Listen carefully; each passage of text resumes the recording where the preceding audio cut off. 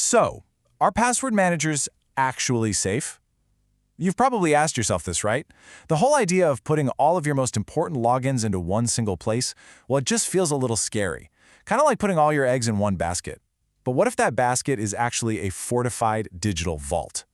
Let's decode the security behind these things and see if that fear is really justified. Okay, let's dive right into the heart of it all. This nagging concern, this idea that you're creating a single point of failure. Is that a legitimate risk? Or, and this is the important part, could that fear actually be making us less safe? And yeah, this is the big one, isn't it? This is the question that stops most people dead in their tracks before they even give a password manager a try. I mean, it seems to go against everything we've ever been told about security. Why on earth would you centralize your most sensitive information? And look, it's a totally fair question. It really is. It points directly to a classic security concept, the single point of failure. You know, the idea that if one little piece of the system breaks, the whole thing comes crashing down. But to figure out if that logic really holds up here, we gotta look at what you're probably doing right now. All right, so let's flip this around for a second. Let's take a good, honest look at the system most of us are using without a password manager. What does that so-called security system actually look like in the real world? Okay, so check out this analogy. It's a great way to think about it. Imagine your current password system is like owning 100 different houses. But the catch is, every single one of those houses is secured with a flimsy screen door held shut by a piece of duct tape. A password manager, on the other hand, is like having just one house. But that one house is an absolute fortress, reinforced with solid steel doors. So what does that 100 houses system actually look like in practice? Well, it's what most of us do. We reuse the exact same password, or maybe tiny little variations of it, across dozens and dozens of websites. I mean, how else are you going to remember them all, right? The result is that each account, your email, your social media, your bank, is one of those weak, flimsy houses, basically just waiting for someone to come along and kick the door in. And here's where things get really interesting, because this is where we need to talk about how hackers actually work. They aren't usually pulling off some complicated movie-style heist on your bank servers. No, the real trick they use is much, much simpler, and it's designed to perfectly exploit that 100 flimsy houses system we just talked about. It's called credential stuffing, and it sounds technical, but the idea is actually super simple. It's basically an automated attack where hackers get their hands on a huge list of stolen usernames and passwords from one data breach, and then they just stuff them into the login pages of hundreds of other websites to see what works. The process is simple, and it's brutally effective. First, some random website you signed up for years ago gets breached. Happens all the time, you might not even hear about it. Second, hackers grab that list of login details.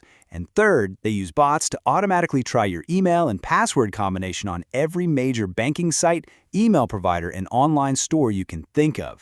And this is the scary truth, summed up perfectly in this quote. Hackers don't hack banks. They use your stolen LinkedIn password on your bank account. See, they don't need to break through the bank's steel doors when you've accidentally handed them the key. So think about it. That one easy-to-remember password you use everywhere, that is the real master key for hackers. That is the true single point of failure in your security.